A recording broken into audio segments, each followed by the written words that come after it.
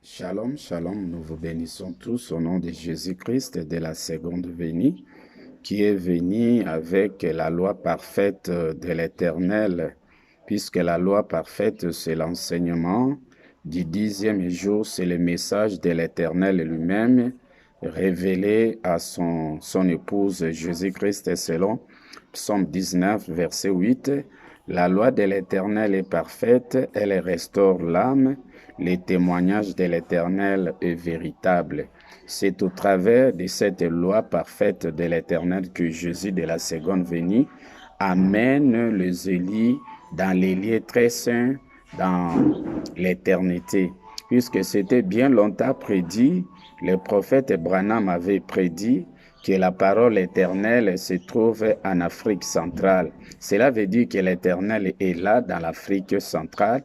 Et puis il s'est exclamé, si j'étais au Congo Tanganyika, c'est là où se trouve la parole éternelle. C'est-à-dire que la parole éternelle se trouve précisément en Afrique centrale, au Congo Tanganyika, RDC. C'est-à-dire que le Jésus de la seconde venue, c'est un prédicateur congolais. Dieu aussi, c'est un prédicateur congolais. Vous devez savoir ça, puisque la scène se passe en Afrique centrale et puis en RDC.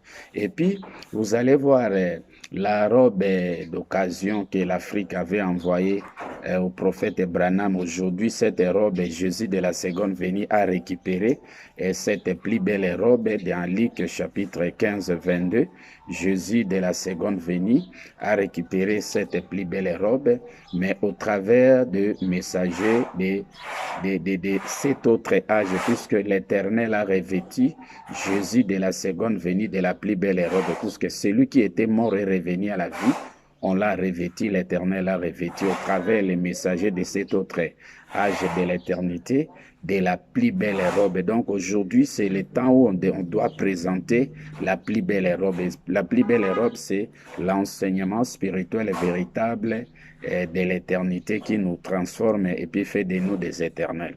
Alors lisons d'abord, nous allons parler, vous allez voir, les royaumes de Dieu est remis à une nation, la nation d'Ésaü.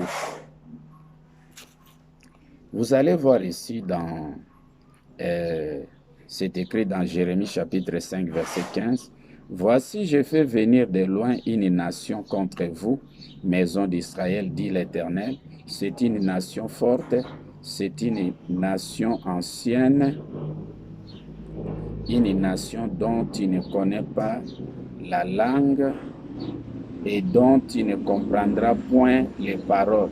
Son carquois est comme un sépulcre ouvert.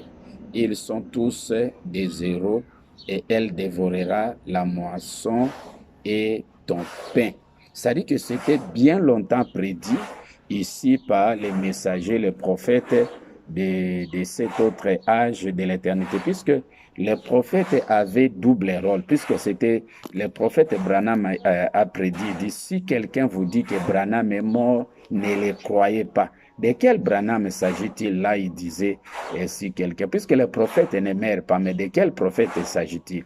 Puisque le prophète a double ministère, que ce soit le prophète Branham, que ce soit le prophète Mahomet, que ce soit le prophète Simon Kimar, les prophètes avaient double ministère. Les prophètes devraient prédire pour le règne de la première venue de Dieu et de Jésus-Christ. Les prophètes aussi avaient le devoir de prédire, de proclamer les enseignements d'annonce pour le règne de la seconde venue de l'éternité. C'est comme ça que vous voyez Jésus-Christ dans Apocalypse chapitre 2 verset 1, la Bible dit, Jésus-Christ tenait dans sa main droite les 7 étoiles et il marchait au milieu de 7 chandeliers d'or. Les 7 étoiles, ce sont les annonces des prophètes du règne de la première venue.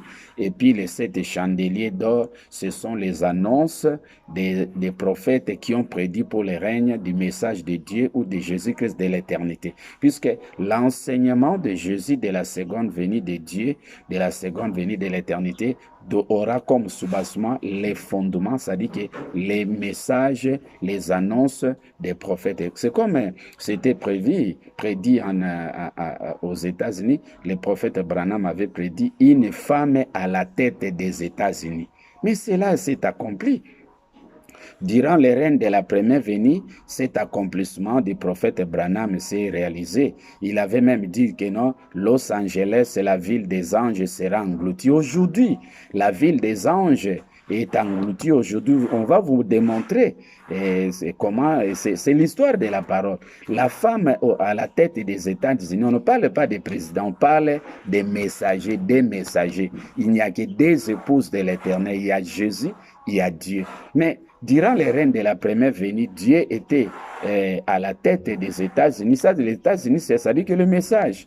La tête, c'est une femme. La femme, là, c'est l'épouse de l'Éternel. Puisque dans Apocalypse 12, 1, la Bible dit, un signe parut dans le ciel et c'était une femme enveloppée du soleil, la lune sous ses pieds et une couronne de 12 étoiles. Ça dit que durant les règnes de la première venue, la femme qui était élevée, c'était Dieu. C'était la femme, l'épouse de l'Éternel. Dieu était une femme loyale de l'Éternel, élevée pour la parole. En ce moment-là, la ligne était sous ses pieds, c'est-à-dire que Jésus-Christ était sous domination de Dieu. Dieu était le chef de Jésus-Christ. Mais à l'éternité, aujourd'hui, la femme qui est élevée à la tête des États-Unis, c'est Jésus-Christ. C'est la femme, l'épouse loyale de l'Éternel. Et vous voyez, c'est lui qui était mort et revenu à la vie selon Luc 15, 22. L'Éternel, au travers de cet chandelier, au travers des serviteurs de l'éternité, les prophètes, ont revêtu Jésus-Christ de la plus belle robe du message du 10e jour de l'éternité. Et au travers de cet enseignement, que Jésus de la seconde venue maintenant anéantit la ville des anges. La ville des anges, ça dit que c'était l'enseignement du lieu saint que Dieu enseignait même aujourd'hui essuyé.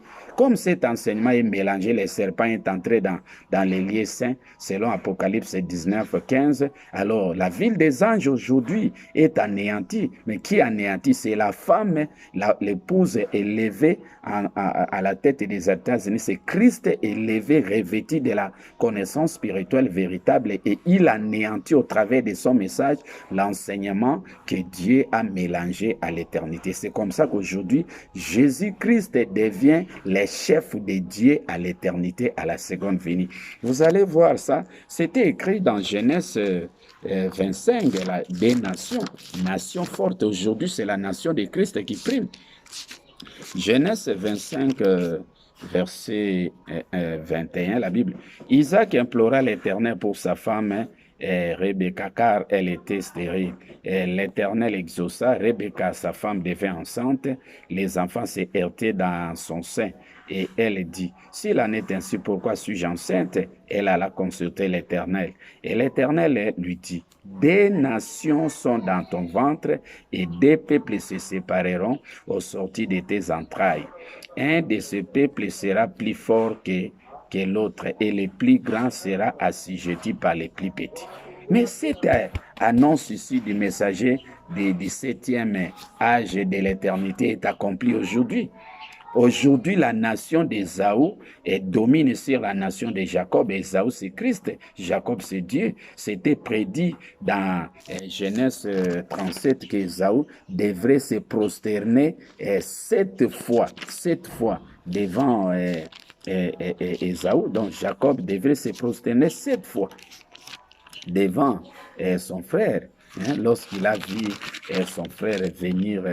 Et il s'est prosterné 7 fois. Ça dit que se prosterner 7 fois, cela veut dire que l'enseignement que Jésus-Christ de la seconde venue a amené, cet enseignement est soutenu par les 7 chandeliers d'or, les annonces des prophètes de l'éternité de la seconde venue. Ça dit que sans les annonces des prophètes de cet autre âge de l'éternité, l'enseignement de Jésus de la seconde venue est nul. Ça dit que la nation de Jésus-Christ aujourd'hui, avec l'enseignement spirituel véritable est soutenu par les annonces de 7 chandeliers d'or, puisque les 7 étoiles, c'était les annonces des prophètes du règne de la première venue. Alors aujourd'hui, si on vous dit que non, le prophète est mort, ne le croyez pas. Mahomet vit, prophète Branham vit, Simon Kimbangu vit, mais qu'est-ce qui vit en eux? Ce sont leurs annonces qu'ils ont proclamées pour les règnes de l'éternité. Ça dit que les annonces des prophètes étant que les étoiles, les règnes des prophètes étant que les étoiles finissent de passer.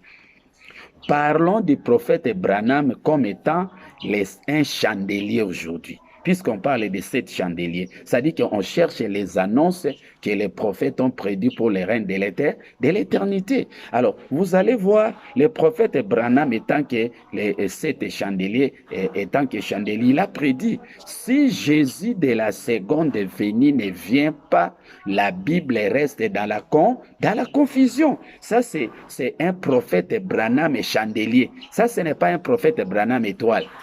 Alors aujourd'hui, cherchez les annonces que le prophète Branham et chandelier a prédit pour les règnes de l'éternité. Même le prophète Simon Kimbangu avait prédit, il avait dit les blancs seront des noirs, les noirs seront des blancs. Cela veut dire de la manière que nos frères blancs nous ont amené les Écritures, aujourd'hui nous étions des disciples des blancs pour apprendre la parole. Aujourd'hui, les noirs et surtout les Congolais vont apporter la révélation des Écritures auprès de nos frères, nos bien-aimés blancs, pour les confier et pour les montrer que non, l'Éternel est juste, il a donné les Écritures aux blancs et la révélation, il donne ça au peuple noir. C'est comme ça que cette annonce est accomplie aujourd'hui. Alors, la nation de Christ possède un message spirituellement élevé que nul ne comprend.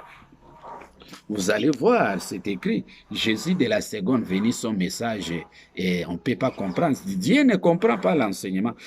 C'est écrit comme ça dans Apocalypse 19. Lisons d'abord. D'abord, Jésus de la seconde venue doit amener quel type de message, puisque la nation de Dieu, durant les règnes de la première venue, dans les lieux saints, dominait sur la nation de Jésus. Mais c'était prédit que les plus grand, le plus petit dominera sur les plus grands. Aujourd'hui, l'annonce de Genèse 25, 22, à 24, à 26 s'est accomplie aujourd'hui. La nation de Christ aujourd'hui domine sur la nation de Dieu. C'est comme ça que vous voyez dans l'Apocalypse chapitre 1, verset 12, cela écrit, « Je me retournai pour connaître quelle était la voix qui me parlait, et après m'être retourné, j'ai vu 7 chandeliers d'or. Et au milieu de 7 chandeliers, quelqu'un qui ressemblait à un fils d'homme, vêtu d'une longue robe et ayant une ceinture d'or sur sa poitrine. » Ça veut dire que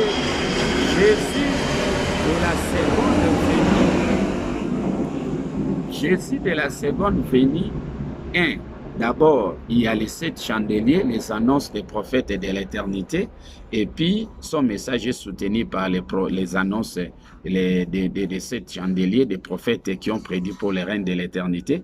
Et puis Jésus de la seconde venue s'est revêtu, c'est-à-dire l'Éternel a revêtu de la plus belle robe. C'est-à-dire la robe et puis ceinture d'or. À part ceinture d'or et puis le soulier. C'est-à-dire que ceinture d'or, la plus belle robe de Luc 15, 22, l'Éternel au travers des prophètes l'ont revêti de la plus belle robe. Et c'est comme ça qu'aujourd'hui, cette annonce de Matthieu 21, 43 s'est accomplie. C'était bien longtemps prédit ici que le royaume de Dieu vous sera enlevé et donné à une nation qui en rendra les fruits. Lisons un peu cet accomplissement ici dans Matthieu 21, verset 43.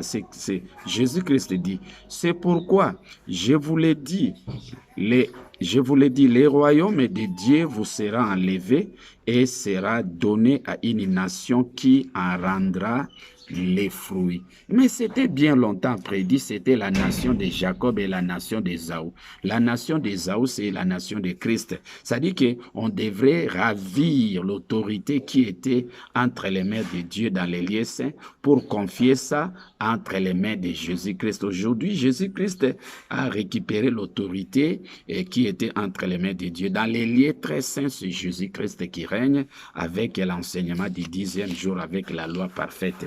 La nation de Jésus-Christ aujourd'hui, c'est une nation forte puisqu'il a reçu un enseignement spirituellement élevé. C'est une nation, ce sont vraiment des héros. C'est comme ça que, comme Dieu a suivi l'enseignement de l'éternité dans Genèse 19, Apocalypse 19, 15, la Bible dit ceci dans Apocalypse 19, 15. De sa bouche sortait une épée aiguë pour frapper les nations. D'abord la nation de Dieu, puisque cela est souillé. Dieu a souillé sa nation. Et il les pétra avec une verge de fer. Ça veut dire un enseignement spirituellement élevé. Et il foulera la cuve du vin de l'ardente colère du Dieu Tout-Puissant. Ça dit que le message de Dieu souillé aujourd'hui est anéanti au travers de l'enseignement spirituel véritable du 10e jour que l'Éternel a révélé à Jésus-Christ. Vraiment, le royaume de Dieu est remis entre les mains de Christ, puisque c'était bien longtemps prédit dans Genèse 25, c'était bien longtemps prédit. Des nations sont dans ton ventre et des peuples se sépareront au sortir de tes entrailles. Un de ces peuples sera plus fort que l'autre, et le plus grand sera assujetti par les plus petits. Durant les règnes de la première venue dans les lieux saints, c'était Dieu qui était la nation forte, qui dominait sur Jésus-Christ. Il était le chef de Jésus. Mais c'était prédit que le plus grand sera assujetti par les plus petits. Le plus grand, c'était Dieu. C'était cette femme-là qui était élevée. Aujourd'hui, Jésus-Christ vraiment domine sur Dieu puisque le message de Dieu du lieu saint est souillé. Et aujourd'hui, tous les saints doivent quitter les lieux saints pour entrer dans les lieux très saints. Mais pour quitter les lieux saints qui est souillé, le serpent est entré là. Et puis, c'est pas n'importe quel serpent. Les serpents les plus risés de Genèse 3 qui se trouvent dans les champs de Dieu. Et vous devez quitter les lieux saints pour entrer dans les lieux très saints. Mais au travers de l'enseignement spirituel du 10e jour que l'Éternel a révélé à son épouse majeure, Jésus-Christ. C'est comme ça que le prophète Branham avait prédit Los Angeles, la ville des anges, sera engloutie. Mais la ville des anges, c'était les anges là, c'était les messagers qui soutenaient les messages de Dieu du lieu saint. Aujourd'hui, comme Dieu est tombé avec son message du lieu saint souillé, les serpents est entré là-bas, les anges aussi, les annonces des prophètes et du règne de la première venue aussi est anéanti. Parlons maintenant des prophètes comme sept chandeliers, puisque les prophètes comme sept chandeliers d'or ne meurent jamais, leurs annonces demeurent de manière éternelle. Que l'Éternel vous bénisse et qu'il vous accorde cette opportunité à devenir des éternels au travers de l'enseignement spirituel véritable et la loi parfaite de l'Éternel révélée à Jésus-Christ, la femme à la tête des États-Unis. La femme dont on parlait là, c'est Jésus-Christ, épouse parole de l'Éternel. Que l'Éternel vous bénisse. C'était le pasteur Antoine Lobola. Bye, que l'Éternel vous accorde cette opportunité à devenir des éternels.